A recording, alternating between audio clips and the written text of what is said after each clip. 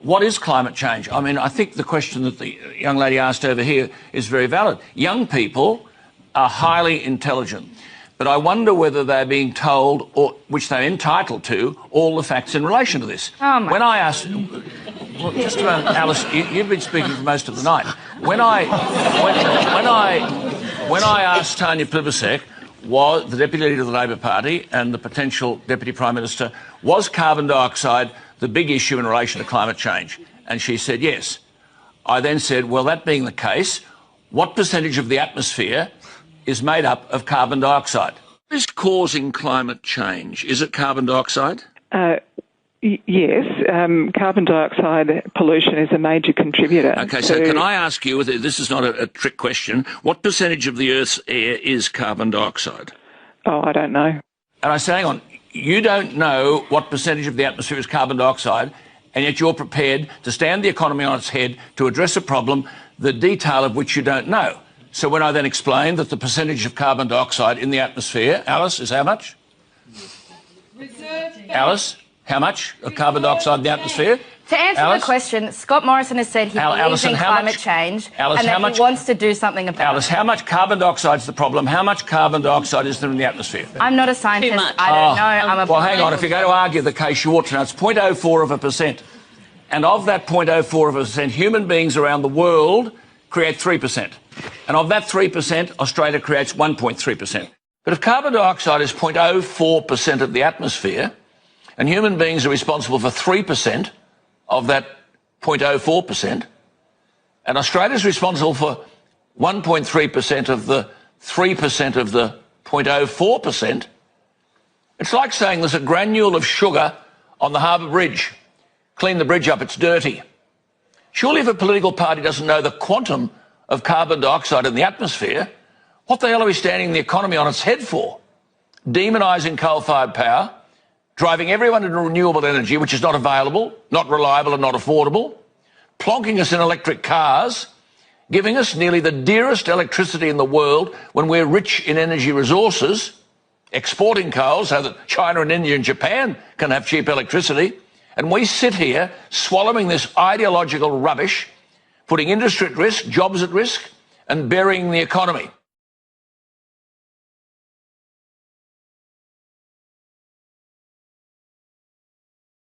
I thank the chairman and the ranking members for the opportunity to offer testimony today.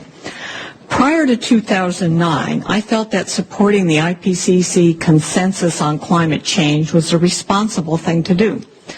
I bought into the argument, don't trust what one scientist says, trust what an international team of 1,000 scientists has said after years of careful deliberation.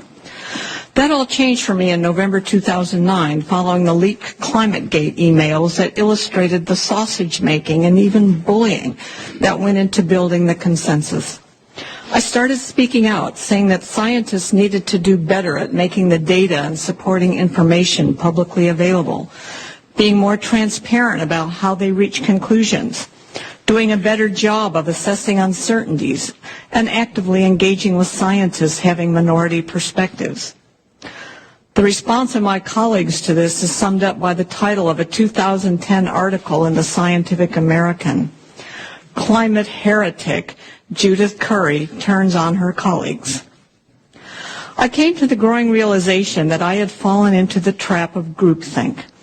I had accepted the consensus based on second-order evidence, the assertion that a consensus existed. I began making an independent assessment of topics in climate science that had the most relevance to policy. And what have I concluded from this assessment? Human-caused climate change is a theory in which the basic mechanism is well understood, but whose magnitude is highly uncertain. No one questions that surface temperatures have increased overall since 1880, or that humans are adding carbon dioxide to the atmosphere, or that carbon dioxide and other greenhouse gases have a warming effect on the planet. However, there is considerable uncertainty and disagreement about the most consequential issues, whether the warming has been dominated by human causes versus natural variability, how much the planet will warm in the 21st century, and whether warming is dangerous. The central issue in the scientific debate on climate change is the extent to which the recent and future warming is caused by humans versus natural climate variability. Research effort and funding has focused on understanding human causes of climate change.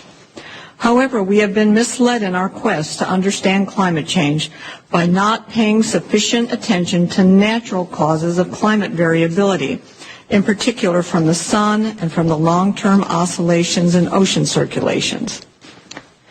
Why do scientists disagree about climate change? The historical data is sparse and inadequate. There's disagreement about the value of different classes of evidence, notably the value of global climate models. There's disagreement about the appropriate logical framework for linking and assessing the evidence. And scientists disagree over assessments of areas of ambiguity and ignorance. How then and why have climate scientists come to a consensus about a very complex scientific problem that the scientists themselves acknowledge has substantial and fundamental uncertainties? Climate scientists have become entangled in an acrimonious political debate that has polarized the scientific community. As a result of my analyses that challenge IPCC conclusions, I have been called a denier by other climate scientists and most recently by Senator Sheldon Whitehouse. My motives have been questioned by Representative Grijalva in a recent letter sent to the president of Georgia Tech. There is enormous pressure for climate scientists to conform to the so-called consensus. This pressure comes not only from politicians, but from federal funding agencies, universities, and professional societies, and scientists themselves who are green activists. Reinforcing this consensus are strong monetary, reputational, and authority interests. In this politicized environment, advocating for carbon dioxide emissions reductions is becoming the default, expected position for climate scientists. This advocacy extends to the professional society that publish journals and organize conference. Policy advocacy, when combined with understating the uncertainties, risks destroying science's reputation for honesty and objectivity, without which scientists become regarded as merely another lobbyist group. I would like to thank the committee for raising the issue of data versus dogma in support of improving the integrity of climate science. This concludes my testimony.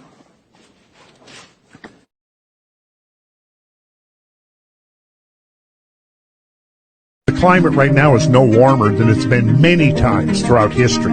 Our baseline is now the lowest that carbon dioxide has been in 600 million years. As far as temperature change, the IPCC's first report of 1992 showed that the medieval warm period was warmer than the present. Well, this didn't fit the narrative, so by the time the 1996 report came out, it was a completely contrived graph called the hockey stick. So what they did was they got rid of the medieval warm period and the little ice age, and so instead of the graph doing this, they flattened it out, and then they added instrumental record on the end that looks like it's going way up. The point is that the people that are calling them out on it are not getting the media coverage. You know, because look, at this point there's billions of dollars going into the whole climate change narrative. They lied about temperatures in general. They manipulated people by using new colors, red and orange.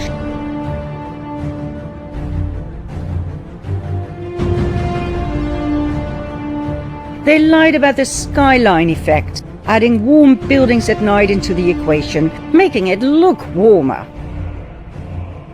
They lied by using feels-like temperatures instead of real ones.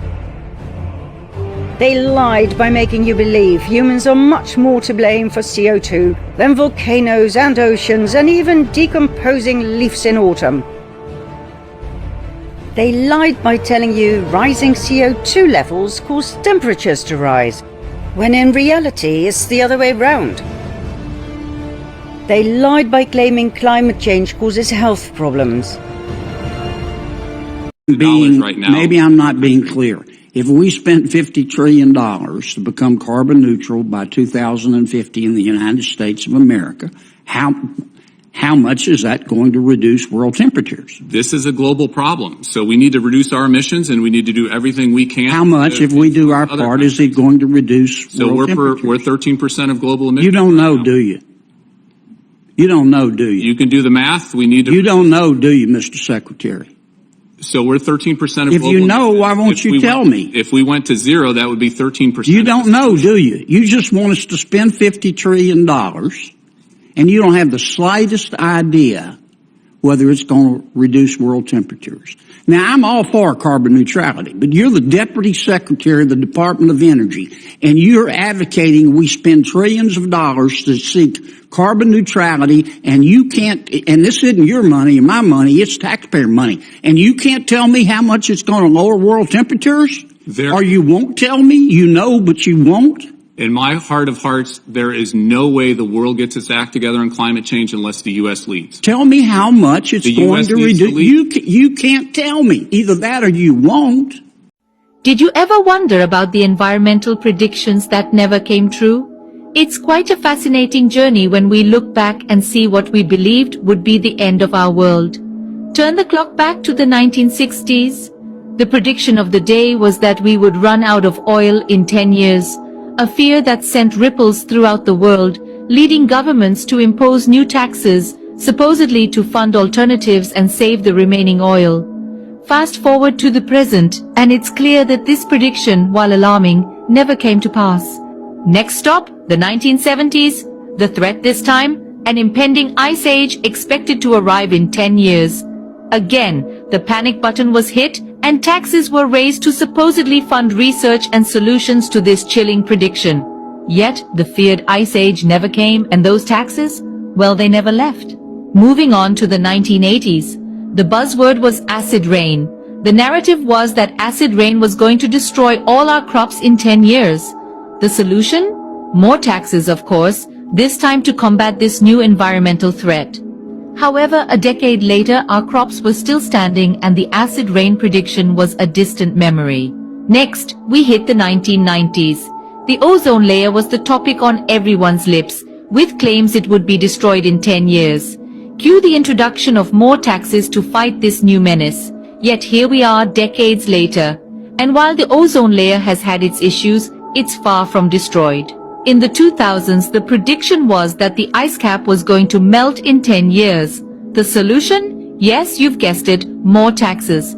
Fast forward to today, and while the ice caps are indeed melting, it's at a significantly slower rate than the 10-year deadline that had been predicted. And now, as we stand in 2023, we're told to reduce CO2. The taxes are already here, implemented swiftly as we brace ourselves for another environmental prediction. So what's the common thread here? Every decade an environmental prediction is made, often sparking fear and concern worldwide. Yet each one seems to miss its mark.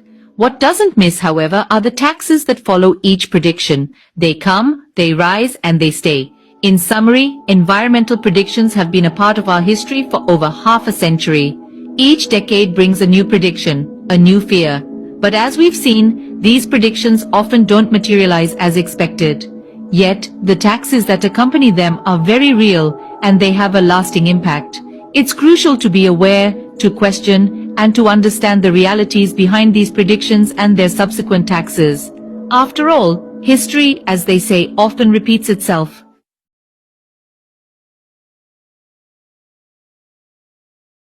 It's clear it's now a cult that completely divorced from science. It's clear it's now a cult that completely divorced from science.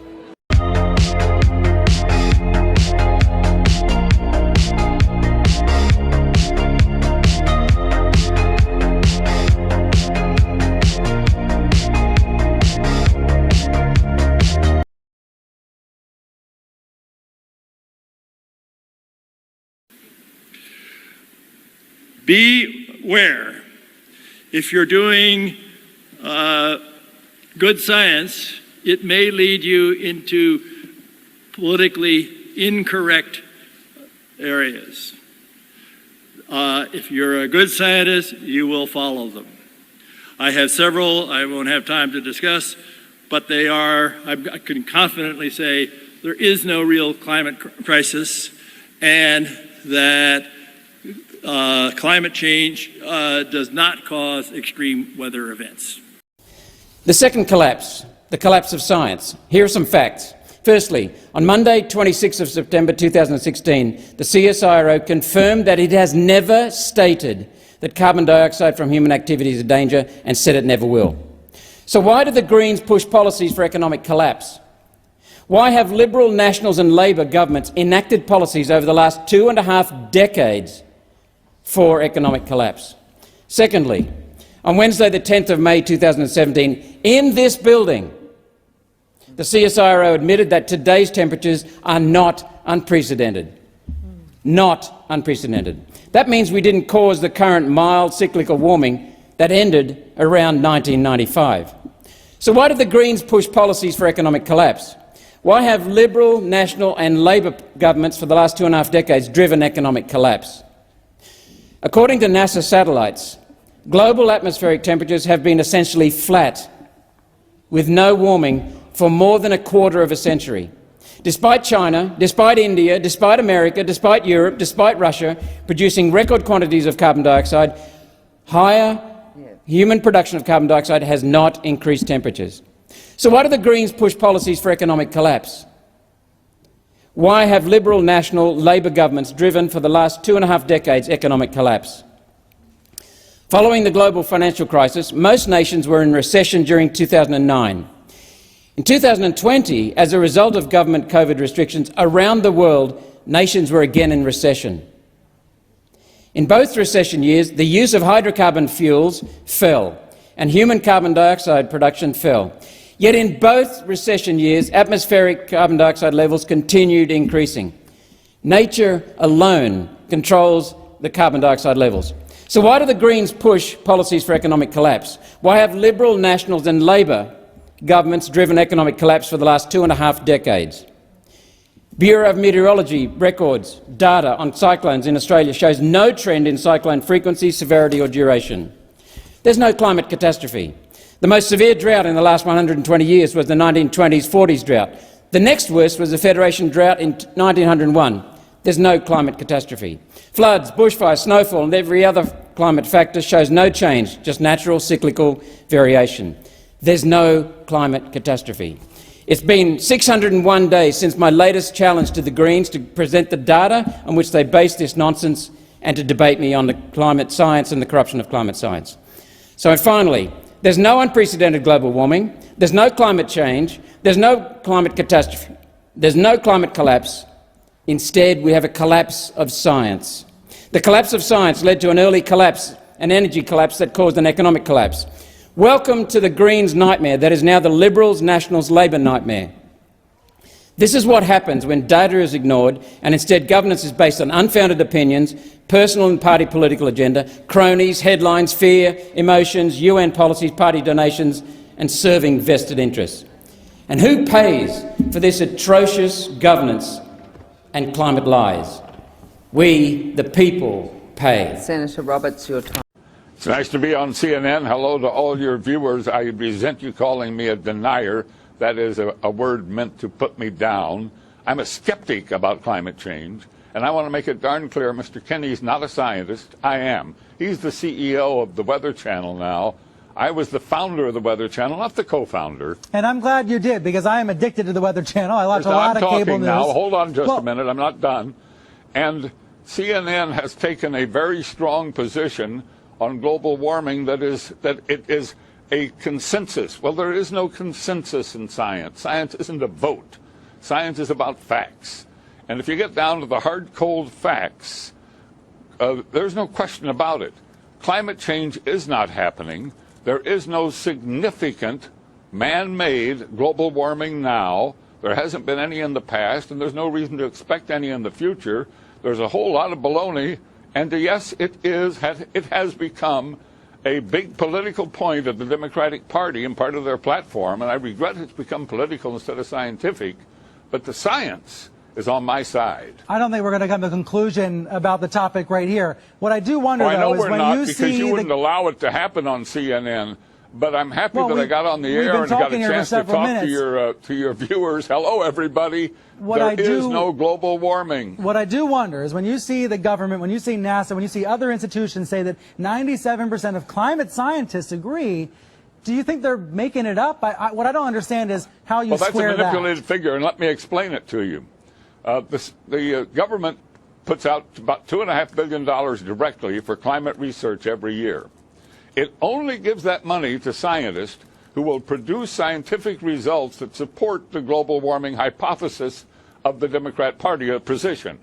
So they don't have any choice. If you're going to get the money, you got to support their position. Therefore, 97% of the scientific reports published support global warming. Why? Because those are the ones the government pays for, and that's where the money is. It's real simple, but that doesn't mean it's right. That doesn't make it true.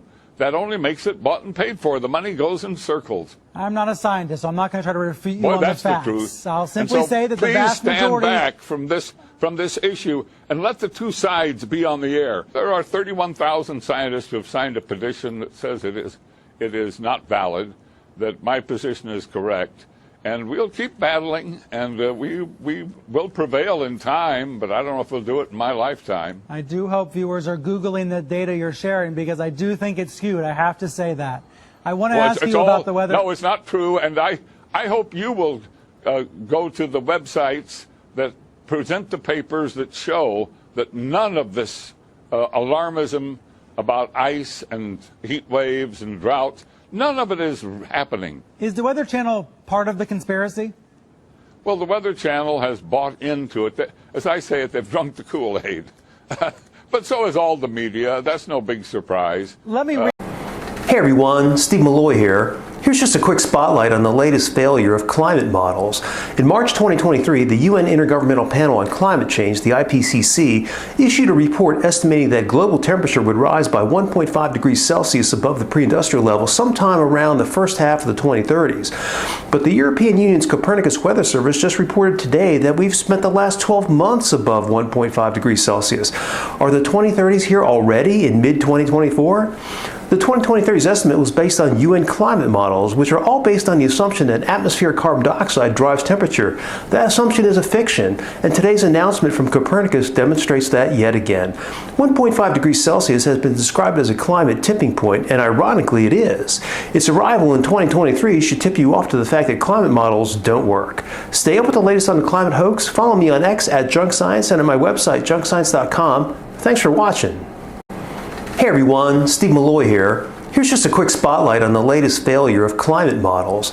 In March 2023, the UN Intergovernmental Panel on Climate Change, the IPCC, issued a report estimating that global temperature would rise by 1.5 degrees Celsius above the pre-industrial level sometime around the first half of the 2030s. But the European Union's Copernicus Weather Service just reported today that we've spent the last 12 months above 1.5 degrees Celsius.